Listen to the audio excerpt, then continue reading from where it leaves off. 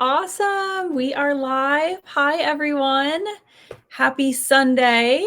I am Gina from Advantage College Planning, and I am joined this evening by my colleague Ariel.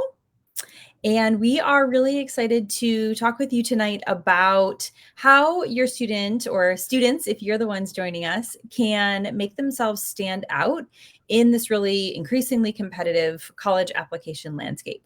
So we are going to talk about the different ways that students can help themselves stand out above and beyond the academics, because we know that that's a big question we get a lot, is that, my student's a good student, but there's a lot of other good students. How can colleges possibly differentiate or make a decision between students, or how can they decide who to admit when they're looking at all academically strong students? And that's a very valid question. So the way that students can stand out is by what they're doing and who they are outside of the classroom. So that's going to be our focus this evening. So thank you so much for joining us. I see a lot of people coming in. Happy Sunday. Awesome. So as you are coming in and getting settled, go ahead and add some notes in our chat. Give me a thumbs up if you can hear me, if this video is coming through okay. Let me know what year your students are, or if students, you happen to be on Facebook and you are joining us live, that's awesome. Let us know what year you are. It's always really helpful for Ariel and I to know what year students are in school and in the process. So our information tonight will really specifically be targeted towards those rising seniors, those juniors who are just finishing up and getting ready to work on their applications. But this information will be super helpful and relevant to younger students as well, as you're getting ready to make those plans moving forward as you start to progress through high school. Ooh, 2024 future graduates. So exciting. All right. Nice, Bryden. Welcome. All right, so we are going to go ahead and get started. If you are new here, welcome. If you have joined us before, welcome back. So if you have not joined us before, you'll know that throughout our evening, I will pop in. Ariel and I will be able to answer questions that come up in the chat. And then we'll also have a dedicated time for Q&A at the end as well. So I can see your questions come in. So if you have any questions, definitely go ahead and put those in the chat. Oh, great. We've got some 2025 students here. We've got some questions about sports. All right, Ariel, this is going to be really great. Okay. So let's go ahead and get started. So move all those things down. Okay, great. So as I was saying, as everyone was coming in, we get questions a lot from our families and sometimes from our students about how the student can stand out in the college application process. Because as we know, many colleges have become a bit more selective and competitive over the last few years. And we know that students seem to be taking more and more challenging classes and really doing well and excelling in those classes. So students are trying to figure out how they can stand out in this environment when they have really good grades, but so do a lot of other students. So what can they do?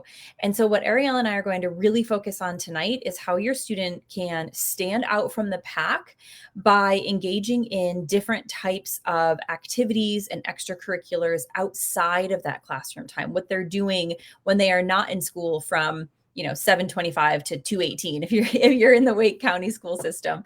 So Ariel, I thought it would be really helpful for us just to kind of give everyone an overview, because not everyone even knows what we're talking about when we're talking about what is an activity. So can you give us a little bit of an overview of the activity list for people who may not be familiar with that? Yes, the activity list is a really cool area in the application. So, in the college application, where a student can list out the types of things that they do outside of school. The activity list is also an area where the admissions officer or whoever's reading the student's application can gauge really their impact and contribution in a variety of different things. And don't worry, we're going to talk about that in a little bit. But one area that I think comes to mind is when we're building an activity list or helping a student really engage with the things that they like to do, is helping them figure out what they enjoy. So the activity list is within the application. There are 10 different portion or pieces of the activity list that they can list. And really it comes down to What does the student enjoy doing outside of school? How are they engaging in their community? What leadership skills are they showing? Maybe any growth from a personal growth standpoint or growth within an organization or club. The activity list is an area that they can speak to outside of their transcript, outside of their writing of their essay or supplementals. A lot of times, the letters of recommendation, since they're coming from a core teacher, might have an academic focus. So the activity list helps the admissions reader see how that student will engage with the community while they're on campus and what they'll contribute to that university. Awesome. So when you mentioned with the activity list, there are 10 spaces. So in the Common Application, students have a maximum of 10 different spots that they can fill in with activities that have been significant to them. And we're going to talk about different types of activities in a second, but just for reference, for context, when students are explaining about their activities in the Common Application, there's some pretty small parameters that they're working within. It's not a big open box where they're writing paragraphs about this specific activity that's been important to them for these reasons. Can you share a little bit for context with our group about what those limits are as students are entering that information in? Yeah, space is a big part of the activity list because they have to be concise. So they get 10 opportunities to list various activities. Within each activity, there's some questions that they ask to kind of gauge what the type of activity is and the role. So there is a list, and then within the list, there are specific line items. So the first one might be like, what type of activity is it? And they pick that from a drop down box. And then there is, what is your role or what's your position? And that's only 50 characters. It's really short. That might look like something that, is volunteer or member. But if there's 50 characters, we really like for students to utilize that full line. So an example of this, let's say we're working with, someone mentioned an athlete, basketball, for example. If your student could put basketball player on that line or just player, but why not give a few more details, right? Why not share that they are the point guard and maybe in parentheses, second year captain? What can you really fill out in that time? So 50 characters for role. And then after that, they have 100 characters for the organization name. And a lot of times the students will use, or when I'm talking with them too, they'll say like, oh, well, that's the FFA or something. And I'm like, well, what is that? I really want to make sure that students are very mindful of explaining the organization in enough detail that the admissions office understands it. And I think that's why the application gives them 100 characters. So this is an area where if it's a school activity, and we'll stick with basketball, you could put, Enloe High School basketball team. But you could be more specific. You could put Enloe High School varsity basketball team. Right. If there's a difference in the type of play that you do, so I'm sticking with the basketball theme here, but let's say a student plays varsity basketball for their high school, but they also play club basketball like an AAU team. Those would be two separate items. So there's a list of 10 that would take up 2 of those 10. So the 100 characters for the organization name, I usually will have students like start writing out the description and then go, oh, we can move this up.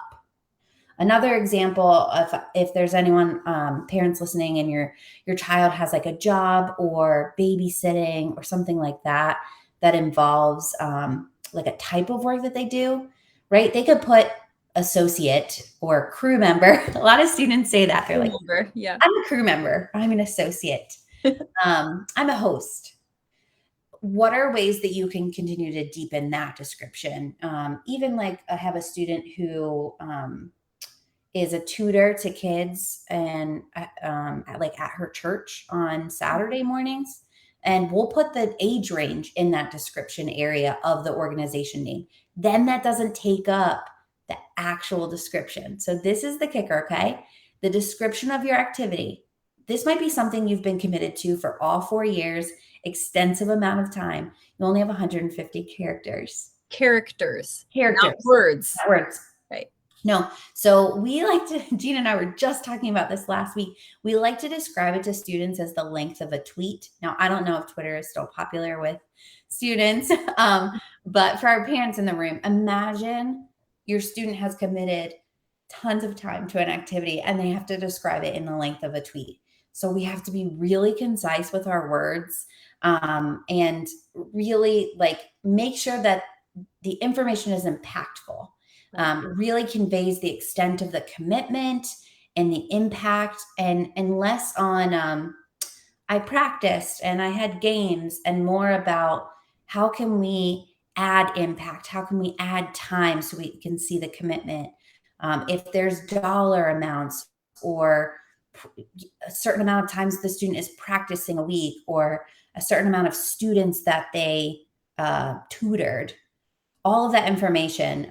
It's kind of their first go at bullet point for a resume too. Right. And that's really where we start with our younger students, helping them kind of build the resume, and then we turn it into an activity list. So 150 characters, max of 10 activities. And we really kind of play a game of like listing every single thing out and really trying to be specific. Yeah. Yeah, I love that. Just now you have the framework, and we wanted to start off giving you the framework of what you're working with. Now we can start talking more about the specific types of activities that count as an activity. But that's what we want you to be thinking is impact, my unique impact in this. So I get a lot of times, to your point, Ariel, making it specific about the student. A lot of times when I'm talking with students, I'll say, okay, so tell me about such and such activity. And they'll say, well, we blah, blah, blah, blah. And so if we're getting back to the whole point of this Facebook Live, which is how to make your students stand out, or students, how you can stand out. If you're starting with that collective we, then that means that every single other student who is involved in that activity is going to be able to write the exact same impact, right, that they've had doing that activity. That doesn't make you stand out. So we need to focus on the I. What did I as a student do that contributed in a unique way? All right. So now you've got this overview. Let's talk about what is an activity, right? And you just said something too, Gina, that made me think about this. In the description as well, for the activities themselves, there is an area where students can put how many hours a week they spend and how many weeks per year. And I want to mention that because I think it's helpful if we have the opportunity to show the time commitment in that area, then we can pull it out of the description and use the description for more impact. So I just wanted to mention that too. That's a great point. That's a great point. And that's another reason why when we're talking about, when we start working with our students when they're younger, we start working with students as early as 8th grade, right? So when we're working with our students and we're helping them identify different activities and extracurriculars that could be meaningful to them, and then we're building on their involvement over a length of time, then when it comes time to do the activity list, instead of having a list of 10 one-off activities, they have a handful of things that they've long-term been dedicating themselves to. So that's another piece, is that time frame. So let's talk about activities. This is also something, I don't know if this comes up with your students, but when I tell them, all right, let's brainstorm a list, like what do you do? And there's certain things that they leave out consistently. And then I'll say, okay, let's review this list with your adult, your parent.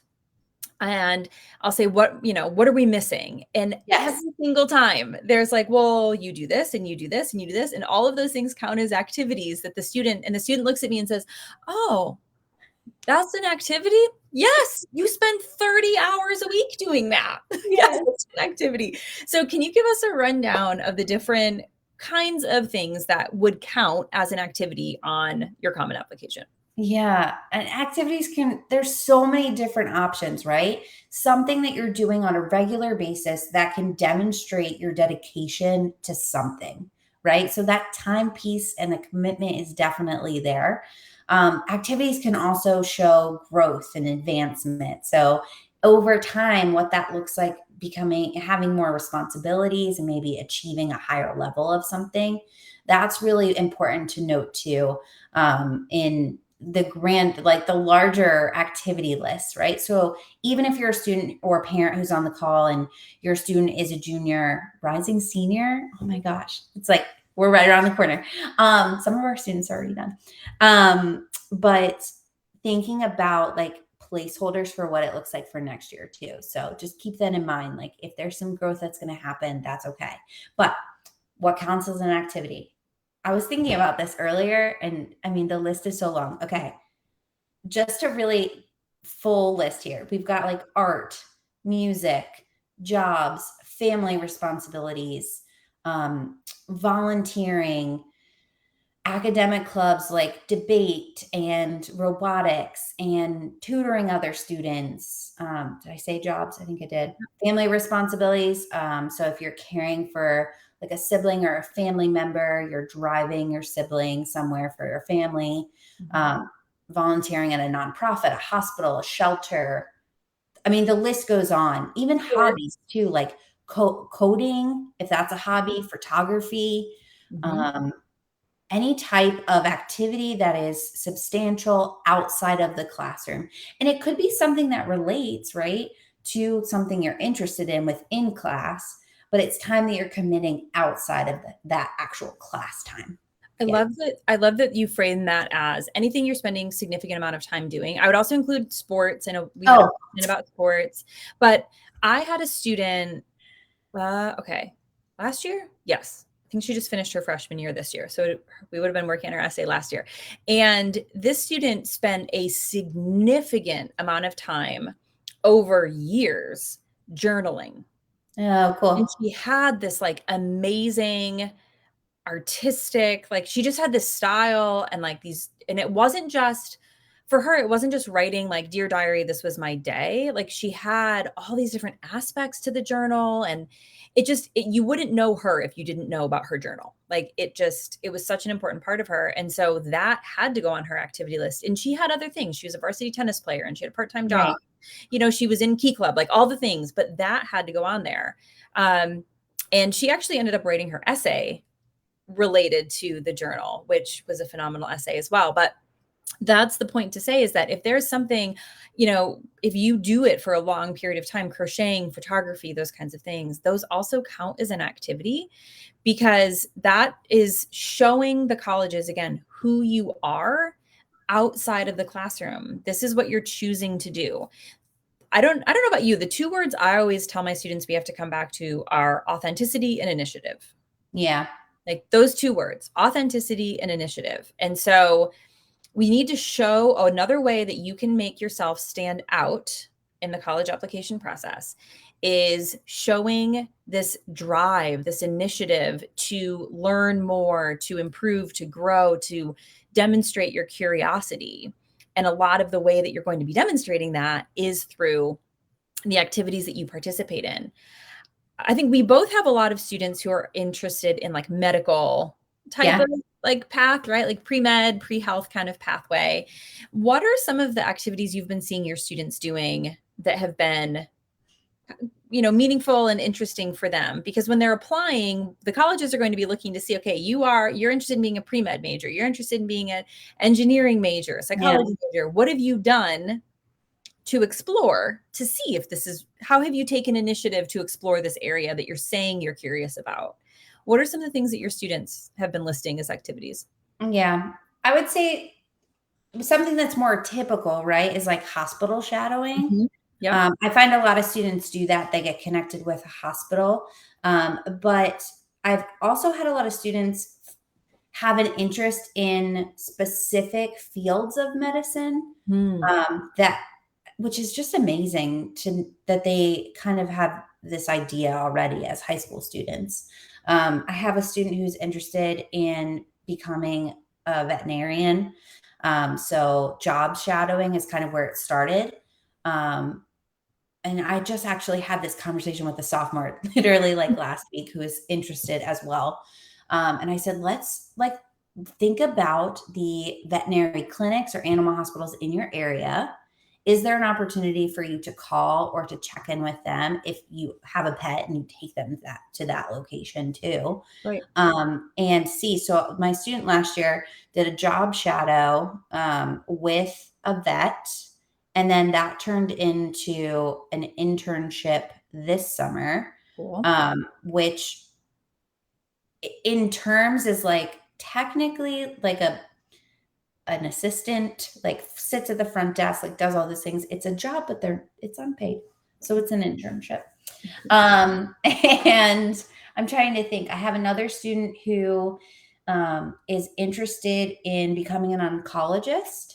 And rather than doing the route of job shadowing in the hospital for an oncologist or having be like a hospital ambassador, she decided that she wanted to go into like advocacy work and working with like volunteer companies to help people get tested for certain cancers, which I think is just unique, right? Right. Activity list is an area that I think you kind of have to talk out, like the things you do on your day to day. And as you mentioned earlier, a lot of times when we're asking our students, like, what do you do? They're like, oh, I just do this. And I'm like, no, Just there's more here. And they're like, oh, well, I also do this and this and this. And then I'm like, okay, well, what do you do there? And then you kind of see like the breadcrumbs of other things. But when we think about from an application standpoint, that makes up a student's profile. When the admissions officer is reading the activity list, they're getting a sense of who the student is because that's how the student spends their time. right. So whether it be volunteering for advocacy groups or doing a job shadow or working specifically within a hospital, I even have a student who is taking like an EMT course. Oh yeah. So that's been really neat too. And then I have a few nursing students, younger students who are sophomores, that are interested in the nursing field and have been talking about like different ways that they can get connected. Mhm. Uh, and the EMT route is what Yes, they're thinking. yeah, Uh, that's really great. yeah. So yeah, so I love that, right? Like that's like a variety of different things. And I think that brings us into our next point about the fact that there's no one activity that's better than another, right? So I've been getting a lot of questions lately from some of my students about something to the effect of, okay, so for my college applications, is it Yes. better for me to be in this club or this club? Which one is more impressive, right? Or should I pursue X opportunity or Y opportunity? Which one's going to look better? Mhm. And my response is always the same, which is it is not about the name of the Right. activity. It is about what you do with it. So, because the name of the organization or the name of the activity is not who's applying to college, right? It's not about the prestige of the title. It's about what did you do with that opportunity? What did you actually get out of it? So I think this is a really important thing to consider as you're looking at different opportunities. You know, what are the key things that you advise your students on when they're trying to decide between activities? Yeah, I think one area that's important to help students and families consider is what activities do you really enjoy and what are the things that could be fun? Mhm. That's kind of number one. Like, what could be really fun? And then when you think about the depth of the involvement, is there an opportunity for growth there? Yes. And that's really big too, because from the admissions office standpoint, they could see that you did one activity and this happens sometimes where I'm working with a student and they did something for a week, 7 days, and maybe even five, right? Like an actual business week. And they did it for a few hours during that week versus the student who maybe participates in something, the commitment is longer. And maybe they only participate like 2 or 3 hours a week, but they do it for 40 weeks for the year. Mhm. Right. So, how are you demonstrating your involvement and that depth in it versus like superficially? So, Right. one area to consider, and I know we have some 2025 families on the phone too. This is a great conversation to start having with your students as they're heading into their junior year soon. It's like, what are the activities that you did previously? Do you want to stick with those? Do Mhm. you see growth in them? Or is there something that you'd like to consider now and committing to that? And not from a superficial standpoint, right? If the college application is not on the table, if you are not building an activity list, what are the things that you want to do with your time? The Right. time is limited. How do you really want to use it? And I think a lot of times there's these like big words that come out: volunteer, internship. I have a lot of students that say to me, well, I don't do this, or I don't have this on my resume. Sometimes it comes up with sports too. Well, I'm not an athlete. And I'm like, that's okay. There are thousands of activity lists that I read that students were not athletic, did not Right. have any type of sport within their activity list. How can students really show the contribution of what they're doing and how they're spending their time? Less on what they think you want. And we talk about this with essays too. Don't write what Mhm. you think they want to read, right? Don't sign up for Right. the club that you really don't want to be there and you're just checking a box. This is not the check Yeah. the box time. It's not. Right. I mean, I want students to think about like how they are spending their time just beyond the classroom, beyond, who they are as like a person within their community. Like, what do they really want to do? And if there's an opportunity to like really grow, make a change, learn something new. Mhm. I love that. Yeah. So the bottom line is there's no impressive activity because it's not about the activity, it's about the student, Yeah. right? So what can your student do to make themselves stand out in their most authentic Yeah. way? So we wanted to give you some actionable tips, right? So as, if there are any rising seniors on the Facebook Live tonight or who go back and watch the video later because the recording will be living on our Facebook page, we wanted to give you some advice for how to approach this process as you're sitting down and getting ready to develop this activity list. And then we're also going to talk about some advice that we have for younger students. We've got some 2025 students on the meet tonight as well. So what are your top pieces of advice, Ariel? What tips do you give for activity lists? And I have a Yeah. couple Well, you said in this mind. earlier, actually. So I like to start, even when I'm working with a student, I like to start with the list. Get me to the list first. Let's just write everything down. And we actually like do this in my office on my whiteboard where I'm like, okay, what do you do on Mondays? Okay, what do you do? Like, tell me what did you do last weekend? Like every little thing that I can just pull out of them to try to figure it out. So tip Right. number one is like write it all down. This can be on a whiteboard, it can be in a Google Doc, it could be on a piece of paper, it could be in your notes app on your phone. So for students listening, just write things down. And then for parents listening, I think the parents are like, I mean, as a parent myself, I am the vault. I know all, Yes. right? So I think checking and connecting with your student really to understand what they're listing, because most of the time they might forget that really amazing thing that they did in ninth grade or 10th grade.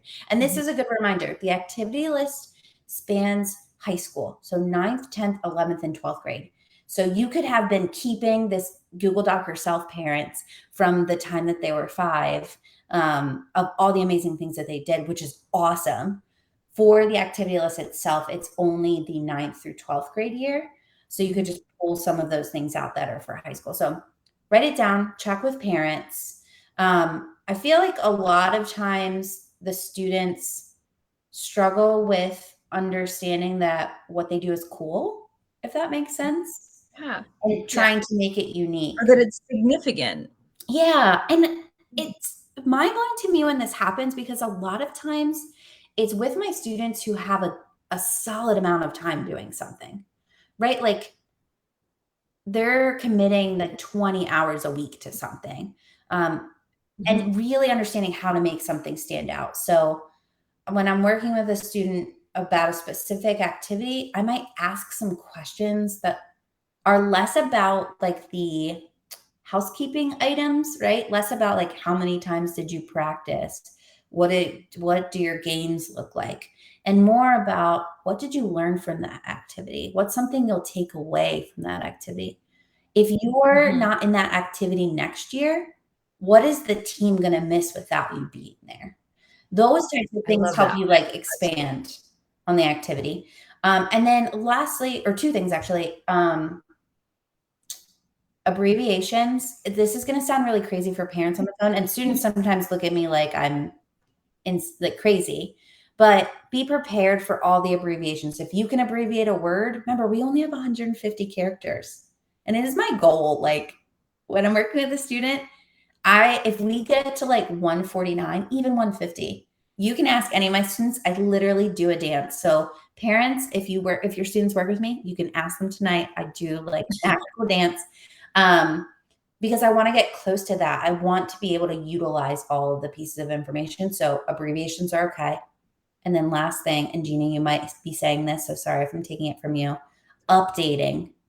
If your student is writing That their was activity one list, of mine. yeah, if your students are updating their activity list now, they can update it again at the beginning of the year. Yep. So this happens sometimes when students are taking over positions and they move up in a leadership position. They might not know that until September. That's okay. Before you submit your application, go in and add that position in there, or add how that role changed. So those are my tips. So, all right, to think about something different. Okay, so my first one is going back to what I said before, briefly about when you are sitting down to think about, you've got your list, okay, and then you're trying to think about what has my contribution been. Yeah. Keep it focused on yourself.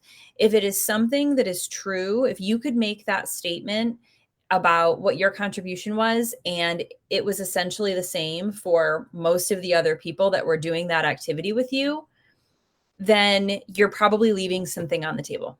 Yep. Right? If your goal is to make yourself stand out, then your goal is to identify those unique value adds that only you can bring to the team. So I love that question, Ariel. Like, okay, if you didn't do this next year, what would the team be missing? I ask my students the same thing. Like, what will people miss about you? What do you do that nobody else does? And sometimes it's these tiny little things, but that's what's showing the student's character, right? Yes. That's what's really showing who you are. So that's the first one. Second one would be if you, again, thinking about updating it.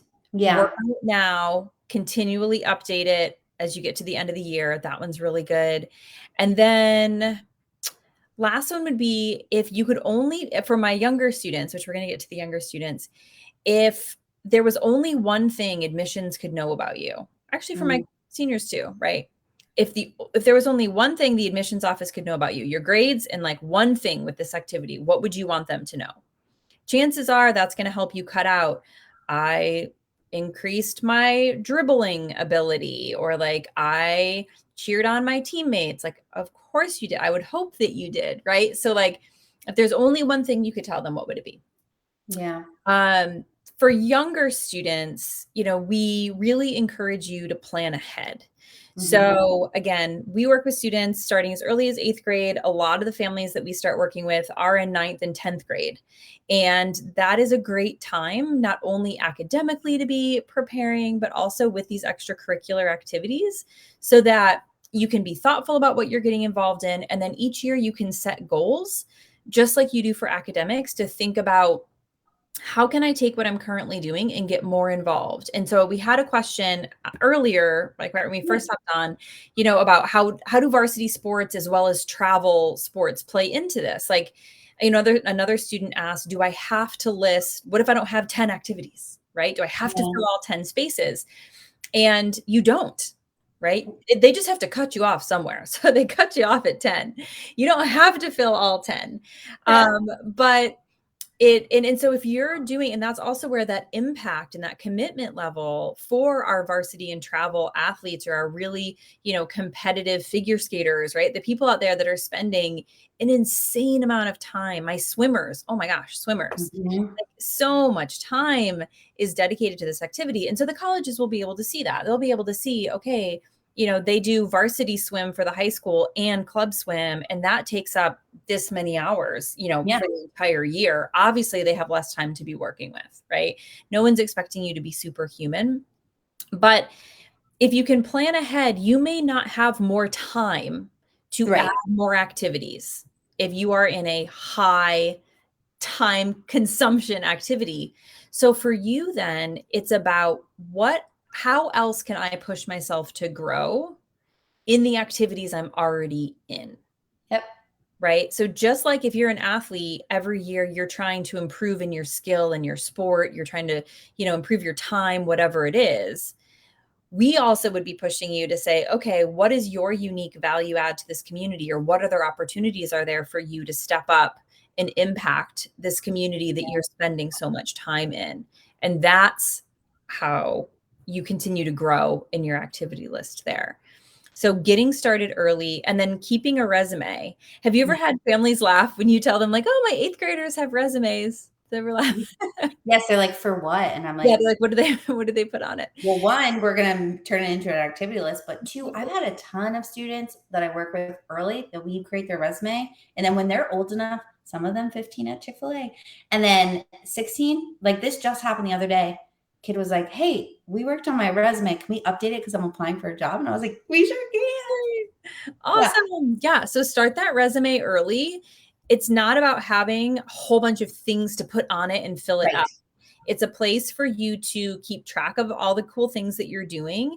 And it's also a visual and maybe even physical, if you print it out, reminder that this is important too. Just like you get your progress report and your report card, right? Every so many weeks in the quarter and the semester, you also want to be checking in on Yeah. this. You just said two things that reminded me of something. Mhm.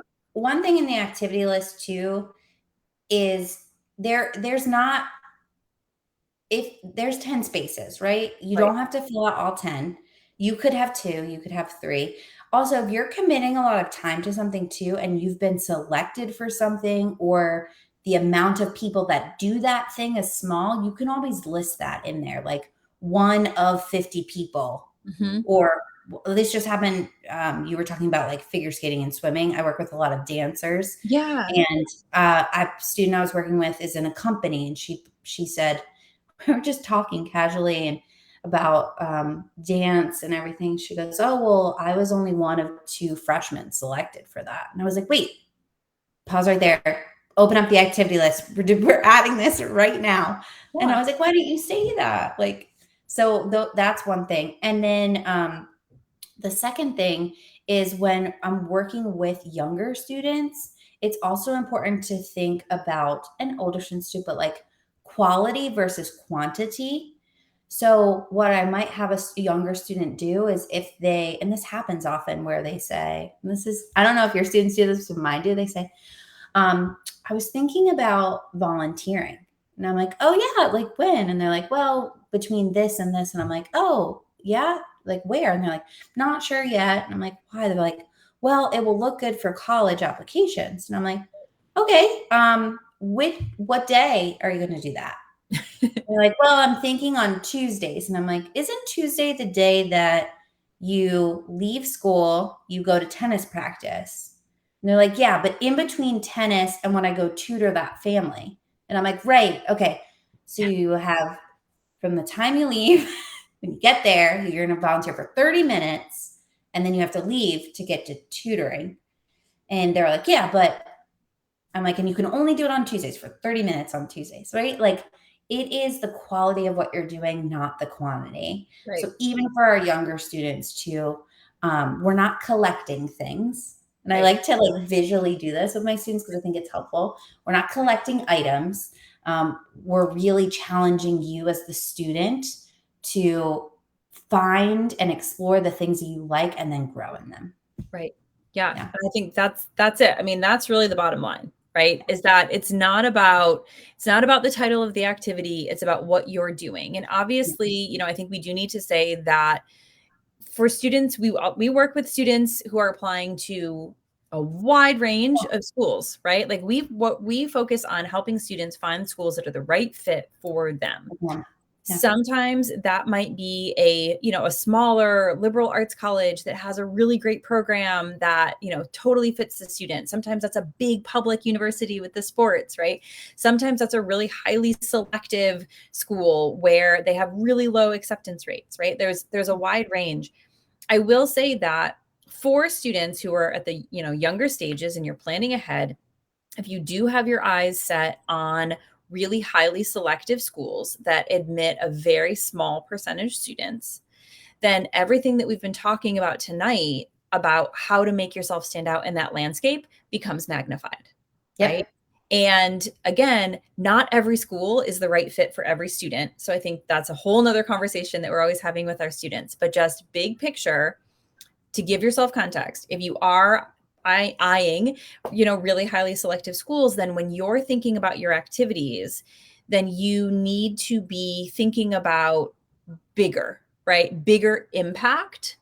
Mhm. And in order to be able to make your application stand out in a sea of applications of students who are going to have other activities that are going to have a big impact. And usually that does mean going outside of your classroom, probably going outside of even your school, right? And getting out into more your local community or at a higher level. Yep. So at any school that you're applying to, no matter the level of selectivity, you can stand out by being true to yourself, choosing activities that are authentic to who you are and are what you're truly interested in, and figuring out a way to put your unique spin on it.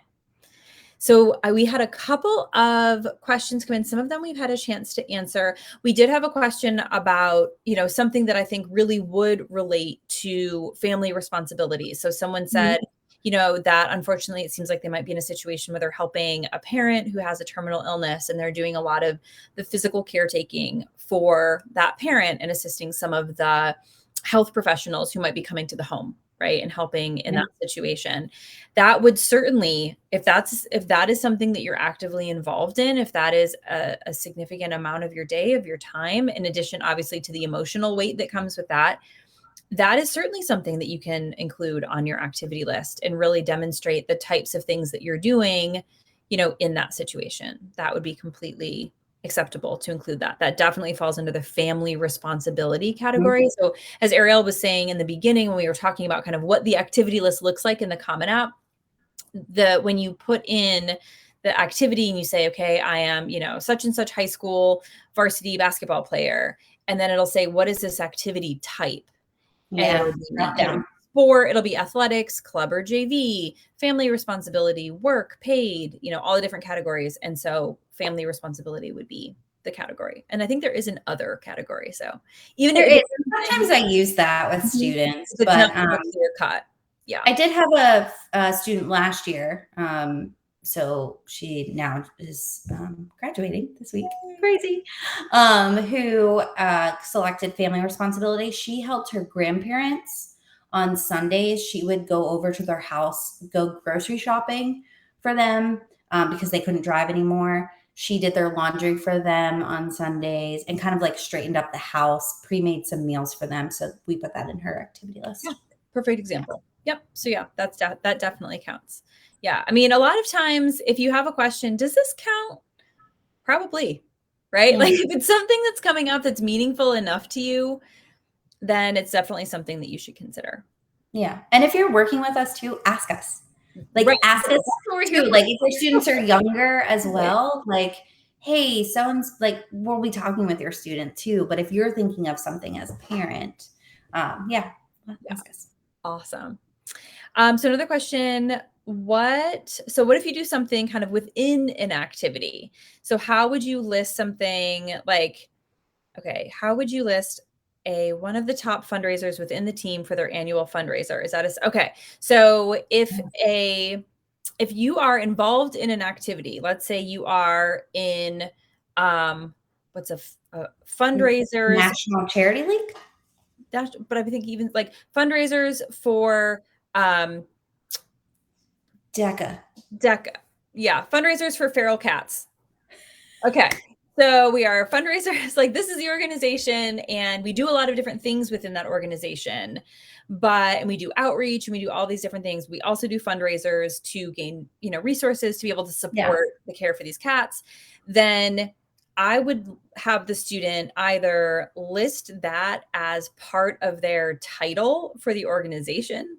Yes. That's where we can be strategic. Or I would include that in the description, depending on what else I had to put in the description. But I would certainly put that because that's one of those quantifiable, unique to the student pieces. So, for example, the organization name would be Feral Cats United is the organization name, and then my role would be um, top fundraiser and PR spokesperson or whatever my role is, right? Like you can put a semicolon, you can put multiple things. Sometimes in the organization, if I have more space, I'll have the students expand. If it's not 100% clear what the organization would be and we have room left, then I'll squeeze in a little bit up in that organization line. So, Feral Cats United organization to support ethical treatment of feral animals or something, right? Like as much as you can fit. So as Ariel was saying, use the characters. You have 50, 100, 150, use that space. Sometimes you do want to separate out the activities. Sometimes you want to merge them. I have had some students who, if they're doing a club sport and a varsity sport, but one isn't really all that significant, we'll kind of keep them together. But if the time is very significant or the responsibilities are very different between the two, then we would separate them out. I've also done that a bit with National Honor Society. So for some students, they've done a lot of volunteering. They have a lot to say about their role in NHS, or certainly if they have an officer role. For other students, they're more of a member of NHS, but they don't have a lot they can say about it. So in that case, I'd say, let's take that off of your activity list and let's put that in your honors and awards section where you can list 5 honors and awards, and we'll put it under that. And we don't have to add any extra information. So play around. That's a really good point too for the description, because if you have something that could go in the honors and awards section, don't use the 150 character limit of the description for that activity. Put that in its own honors and award area. So you do have 5 for that. Yeah, that's a good point. Yeah. Awesome. Great. So if anybody has any other questions, this is a good time to put that up. In the meantime, I will let you know that I will be back here on July 9th, just after, the 4th festivities. I will be back and I'll be talking about honors programs. So college and university honors programs, what are they? Should you apply? If you are a rising senior, now is the time that you should start researching and learning about if the colleges you're going to be applying to offer these types of programs, and figuring out if you want to apply. So if you do, what is the extra step required if you are interested? So I'll be back in a few weeks to talk about that. But we do have one more question. Do high school travel clubs that go for an international travel trip count as an activity? Oh, yeah, absolutely. So I have had students who have done abroad trips as part of both volunteering and also just kind of with their school as like a travel cultural experience. And I definitely have had students include that in the activity list. But again, we want to then be thoughtful about what the student is describing. So if the student is basically just in the description giving a rundown of the itinerary of the trip, then that's not unique, because every other student who was on that trip who's applying to the same college that your student's applying to are putting the same thing. So then it doesn't stand out, right? So we want to just be really thoughtful. What did your student, or what did you personally really get out of that? What stood out to you? How did you really uniquely engage in that opportunity? Great question. And I wanted to go back, Gina, just to make sure that we answered the question about athletics. And I feel like we did, but how does varsity sports and travel ball play into this? Many athletes practice 24/7. So 2 parts to that question. I work with a lot of athletes. So if a student has different types of activities that they're doing, so they've got their varsity level, maybe they have private practice that they're doing, as well as their travel or club team. Those are all separate line items in the activity list. And then the time commitment piece that I mentioned earlier, hours spent per week and weeks per year, is an area. They also have to answer a question: is it during school break? Is it during the school year? Or is it all year? So those two, that with the hours and weeks, helps encompass like a lot of time commitment for those activities, right? There are numbers. So it might say like 20 hours a week for 50 weeks per year. Right. Sometimes students are practicing over like holidays, so it could be 52 weeks. And then within the description themselves as well, this happens a lot for my athletes, is they're doing similar things, right? if they're playing basketball at school and they're playing basketball for their travel team and they have private basketball practice, or they're playing lacrosse and then they're on, I work with a lot of lacrosse players and they're playing glove lacrosse, their descriptions are like, when I ask them, they start to say the same thing, right? They're like, well, we practice 4 times a week and we have games this time, and I practice ball handling and we do skills and we do strength and conditioning. We have to make those activities different. Right. So that's where asking some of those more specific, open-ended questions to really get them talking about what they do helps those activities be unique. So just wanted to mention that. Awesome. Yeah. Thank you for clarifying that. Yeah. Great. Oh, Yeah. weightlifting. Yeah. Oh. Weightlifting, right. Like strength and conditioning. Yeah. Perfect. Awesome. Well, great. So thank you, Ariel, for joining me tonight. This was a lot of fun. It's always fun to chat with you.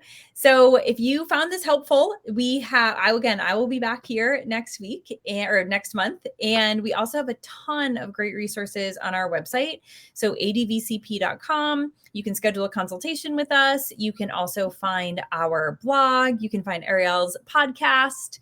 Awesome. So great resources, lots of great information to really help guide you through this process. But good luck with your activity list creations. It's going to be great. Just keep it intentional and personal, and you're going to rock it. So good luck, and look forward to seeing all of you back here on July 9th. Thanks so much. Bye. Bye.